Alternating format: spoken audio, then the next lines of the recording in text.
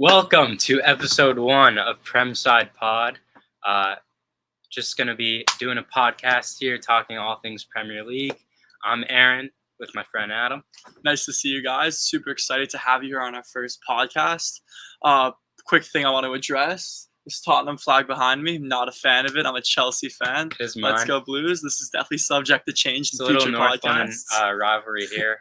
Another thing, we are, as you could tell, we're American, but we're going to be debunking the myth that Americans don't know football, can't talk football, because I'm pretty sure we can talk about it than most people. All things footy on this podcast. All no things soccer. Footy. Focus on the Prem, but of course we'll be talking about the World Cup coming up. Talk about the Champions League. Focus on the Prem teams that are in that competition. So let's get right into it. News that came out today: United make Ten Hag official. Here we go, official. Fabrizio Romano certified. I love this move for United. I think we've seen since Ole took over, they've kind of been, that team has been a team of individuals, real lack of identity, but Ten Hag, coming from Ajax, Johan Cruyff, adopter of the tiki-taka. I think it's just an absolutely perfect system for United, given the current personnel they have. Of course, there are going to be tweaks that they need to make, one being David De Gea, who I'm not sure how good he'll be technically, just in terms of building out of the back. But that United attacking roster they have, just with Sancho, Rashford, Bruno. That United team, at the end of the day, they have the pieces, and I couldn't agree more, Jaffe. He is an absolute perfect fit for this United team. As we've seen these past couple games, especially in that game with Norwich, where they really counted on Ronaldo to bail them out. This team, there's not that much fluid play to their game. There's not that much identity, and we can expect Erik Ten Hag, the second he gets on that training pitch, to implement his philosophy. I'm really excited to see what he brings to this United team. No, and absolutely, and I think there's going to be something about the freshness of just the way his teams play, the style he's going to bring.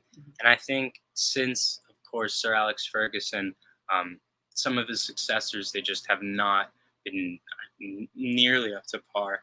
And there's some big names there: Jose Mourinho, Louis van Gaal. Two managers there that were more defensive. And I think United, our team, given the history they have, they need to have an identity again. And I think Ten Hag's going to get them back to there. Definitely. I'm super excited. And I think the best way to really assess Ten Hag's capabilities is by looking at his Ajax team. This team is absolutely incredible. Granted, the Everton Dice, it's not that competitive a league, but look at their Champions League performances. For example, Sebastian Haller. In only 8 games, he managed 11 Champions League goals. Anthony, who's on the radars of all of Europe's top clubs. That team is an incredible team with just nice, fluid football, total football. Erik Ten Hag's real mentality, and we're super excited to see that in the Prem. Yeah, and it's going to be exciting, and I think, this season, for the rest of the season, if you were to told me a week ago that United were in this top 4 race, I wouldn't have believed you. I wouldn't have seen any room for them to push on. But now it's the gap's down to 3 points. Let's talk about this top 4 race a little. This is an exciting race. I think we can tell this is definitely a 3-horse race consisting of Arsenal, United, and Tottenham Hotspur, your beloved team. Yeah. And West Ham, they fell off a little bit recently, so I think they'll be out of it. But if you're just looking immediately at strength of schedule, Spurs next few games. We have Liverpool still coming up. We still have to play the North London derby against Arsenal, but so do they. And now we don't play in midweek, but Chelsea and Arsenal play. I don't think either of Arsenal or the Red Devils will pick up wins midweek against Liverpool and Chelsea. Just a key point to add: Arsenal's next 2 games will be against Manchester United and my Chelsea. And what a game that's going to be! It's going to be an exciting game. But let's touch up on Arsenal for a second. That team has really been brought down by injuries. The losses of Tomiyasu and Tierney are really proving pivotal to that team. And we can see 3 losses on the spin. It's not looking good for that team, and confidence is definitely an issue. For the final games approaching of the season, the last thing you need is a drop in form. Yeah. I think things looking pretty bleak for Arsenal, in my opinion. Yeah, and I think I obviously there's no team I hate more than Arsenal, but you have to give credit to Arteta to what that team has done this season, and I think you can attribute to them losing a little bit of steam given how young their team is. Attacking wise, they're having some struggles. Bukayo Saka not having not finishing so well. So, it's a team that is young, up and coming. It can be expected that they're going to drop a few points here. And then finally, just talking about Spurs. I mean, this is a team now that take away our performances against Burnley a few weeks ago and Brighton. But, 25 goals in 7 Premier League games before the Brighton match. Since Conte has come, arguably we are the third. We've been the third best team in the Premier League, behind Liverpool and Manchester City. Listen, that's not a point that I'm going to give away so easily. But I will say this: that Tottenham's business in the January transfer with Bentancur and Kulusevski was absolutely incredible. Yeah, and Paratici's just done. There's been some not so great signings, but adding Christian Romero to that list of players, they've come in, they've completely just changed this team. And I think another player Spurs are linked with from Juve, Weston McKennie. Our American. That would be awesome to see him in that midfield. But yeah, I think I am a little concerned about the wingback situation. We seem to have it nailed down. Matt Doherty is a big Doherty, loss. but of course it's a huge loss. I never really thought I'd be saying that Doherty is a massive loss, but 9 times out of 10, I'm taking him over Emerson Royale. Are you nervous at all with the form of Spurs currently? Let's talk about that loss in Brighton. Not a single shot on target. Not a single shot on target. For the first time in a very long time. But look, we defended well all game. Brighton weren't overly threatening. Lost the game, of course, at the end. The defense kind of lacked up. Trossard scored a great goal, and we lost the game. But I think one game is definitely a speed bump. I think perhaps we got ahead of ourselves a little bit after 4 wins in a row. Harry Kane traveled to the Masters, and I saw an interesting point talking about Kane. Kane came out and said, "We've got 8 cup finals ahead of us." He said this around a week ago, referring to the 8 Premier League games remaining. You wouldn't fly to another country and go watch a golf tournament before a cup final, the week of a cup final. Definitely. I think that's something that Antonio Conte needs to sort out in the dressing room. Yeah, and I think you give a player like Kane that respect. You give him that freedom, as he's such a respected player, of course, and he's done so much for this club. But I think that you can't let up now. And I think, ironically, this has seemed to always happen with this top 4 race. It's always kind of who's gonna mess up, who's gonna slip up the least. Exactly. Yeah. Because it seems that at this point these teams just can't stop giving up points. Just to make note, United was the only team in this 3-horse race to actually pick up the 3 points this past weekend. And just to make note, there's only 3 points separating Arsenal in 6th from Tottenham in 4th. So definitely a super close race. And then, Chelsea 5 points ahead of Tottenham. Then, City and Liverpool this season have really been a league of their own. Yeah, and that, we saw that 2-2 draw. Those teams are just so neck and neck. So neck. Why don't we get into that title race a little bit? And talking about do we think Liverpool can be the first team, I think ever, to get the quadruple? It has to be. Listen, they have the League Cup under their belts. They have one of them. And I saw Klopp talking about this. It's so impossible to do. The only reason we're asking this question, can Liverpool win the quadruple, is because they won the first competition. They're the only team that can do it. City are probably still the favorites to win the treble. You got to look at it that way. I think. But then yet again, let's not the treble, the double, but let's shift our attention towards the Champions League. Looking at Liverpool's pathway to the final versus City's. Liverpool's playing a very good Villarreal team. Not to disrespect them at all. What Unai Emery's done with that team is absolutely incredible. Taking down the likes of Bayern and Juventus, can really not go unnoticed. Yeah. But yet again, we're looking at City, who's going to have to play the likes of Real Madrid. Definitely a huge disparity in the levels of quality. I think credit to Liverpool for this UCL run. I think they had a very tough group. Inter they convincingly beat those teams. And people are saying, oh, they're so lucky to get Villarreal in the semifinal, but Villarreal are a strong side. They're a team that can compete with Liverpool. That this Villarreal run kind of dates back all the way to their Europa League run. They qualified for the competition because they won Europa League against Manchester United last year. So it's a great story. Definitely. And also, with the FA Cup final officially being booked by both Chelsea and Liverpool, it's going to be a close game. Both these sides, whenever they've played each other in the Prem, it's been a super, super, super close game. Let's not, look back towards that 2-2 draw they had at the Bridge with Kovacic, absolute screamer, getting a point for Chelsea. And then, also Liverpool, fine form. We just saw it in that FA Cup semifinals, taking down City 3-2. First half, up 2-0. Definitely both sides in really, really, really good form, which is exciting to see.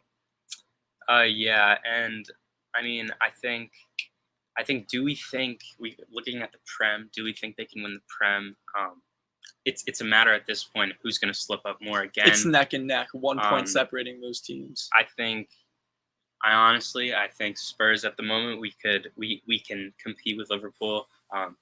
We gave them a complete run for their money earlier in the season. 2-2 draw as well. We played excellent in that game. Dele Alli almost scored. That kind of was, people thought maybe that game there were flashes of the old Dele, but he's kind of spiraled since. So I don't know. I would not back them to win the quadruple. I think it's very hard to do. I think they're going to miss out on the Premier League title. And I got to back City to win the Champions League this season. I think they finally get it done. I think so too. I think City is just such a complete team with Pep Guardiola at the helm. They've just proven it throughout the season with sheer consistency, grinding out the results. And listen, Liverpool and City, it looks like they're going to be playing each other a lot recently. They just played each other in the semifinals. They played each other in the league. It looks like they might even play each other in the Champions League final. Such great strength around both of those teams. And I think a particular point that I want to touch up on is both of those teams' keepers, Alisson and Ederson, class keepers, definitely going to be competing for the Brazil spot. Definitely going to be competing for that spot. Jaffe, I got to ask you, who do you take in that debate?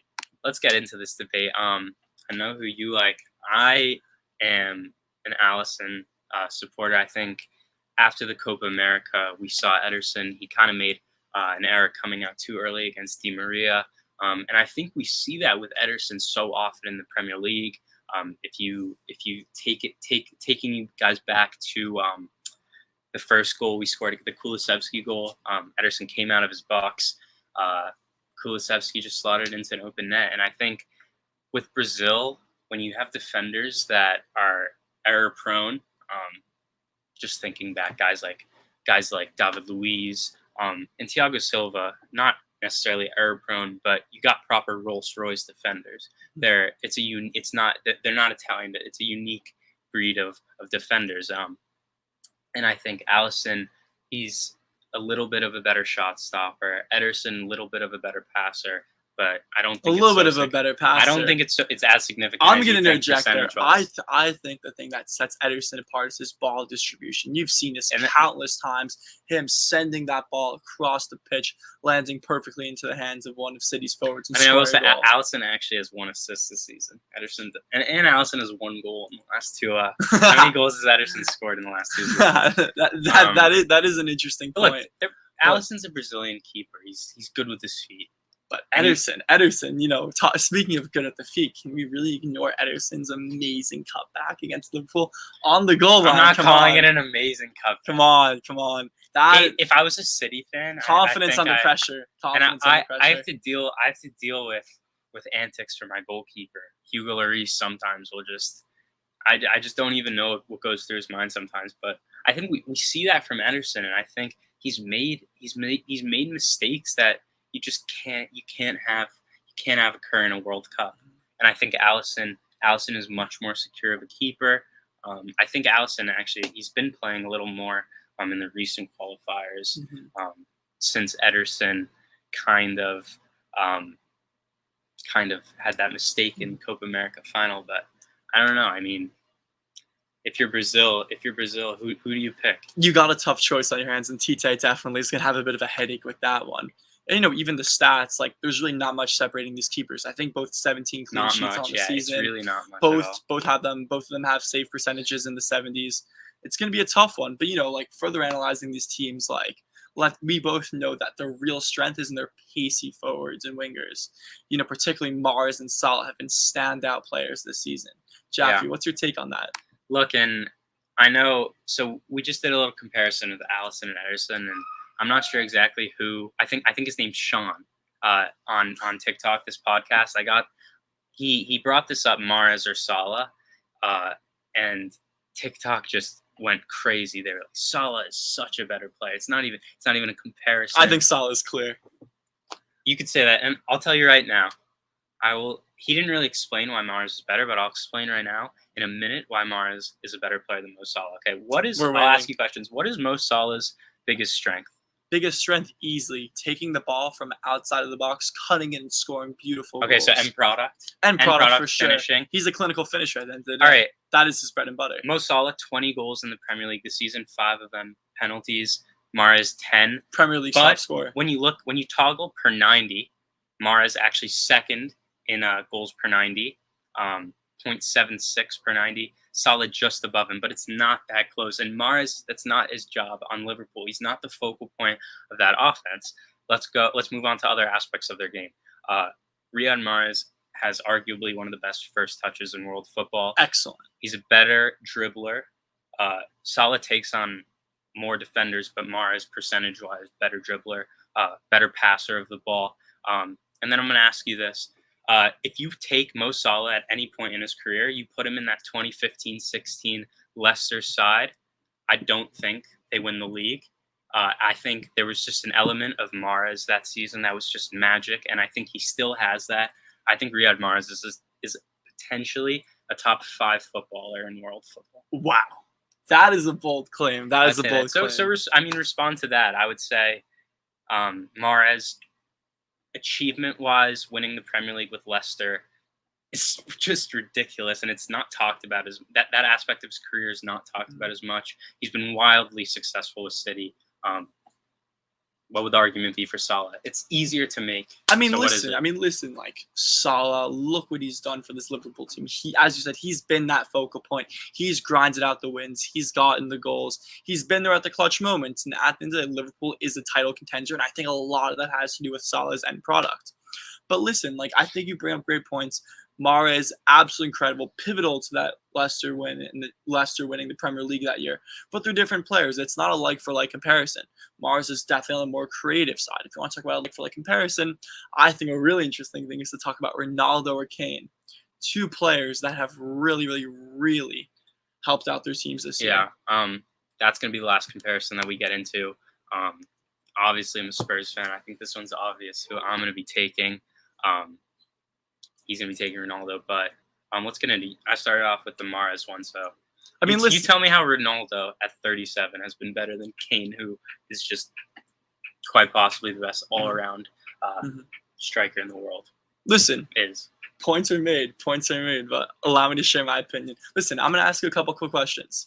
Who has more goals in the Prem, Kane or Ronaldo? Ronaldo. Who has more clutch goals in past the 80th minute this season? It's Ronaldo. It's Ronaldo. Kane scored a winner against City, so I can't. But listen, Kane has a great winner against City, but do you want me to go down the list? Ronaldo, hat-trick against Norwich, hat-trick against Spurs, winning goal against Atlanta in the Champions League, winning goal, 90th minute goal, dying embers of the game, winner against Villarreal. Ronaldo has the clutch gene. This is known. He's proved it ever since he was a young boy at United. Of course this is known. And he's doing it again at the age of 37. And he is absolutely pivotal for this United team. 15 goals on the season. He is that team's talisman. Without him, United potentially would be a mid-table team at this point. Ronaldo is everything for Manchester United. And Jaffe, listen, I love Kane. I was rooting for England in the Euros. He is that team's rightful captain. He's incredible on Spurs. He's such a multifaceted striker. He can draw back deep. He can score goals, headers, box to box, you name it. Kane can do it. But I just think that if you look at sheer dependence on teams, Man U is nothing without Ronaldo, and I think that Kane, is fortunate enough to rely on Son and Kulusevski now up front. All right. Well, I'll start with the fact that you say Ronaldo carries that United team. There's no way you can say Kane does not do the same with Spurs. All around what he does, he hasn't just scored the goals. Kane on the ball, his passing range, honestly, second to none. I don't compare him to Kevin De Bruyne as a passer, but there are people comparing him to Kevin De Bruyne as a passer. That says a lot in itself. Kane more assists than Ronaldo, of course. 12 goals, 8 assists. Season started late, and Ronaldo, 6 goals in his last 3 games, 2 of which are hat tricks.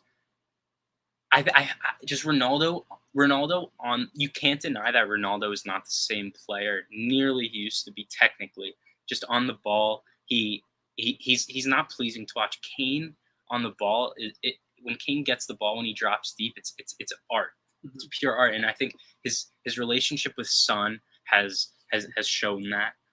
His intelligence, his IQ, he's in his prime now.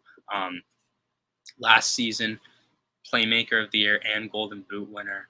And Spurs are doing better than United in the league this season. So it's definitely a hard comparison to make. Definitely. Listen, Kane, no underestimating. You really just can't hype the man up enough. He's absolutely incredible and probably will go down as the Premier League's top goal scorer when it's all said and done.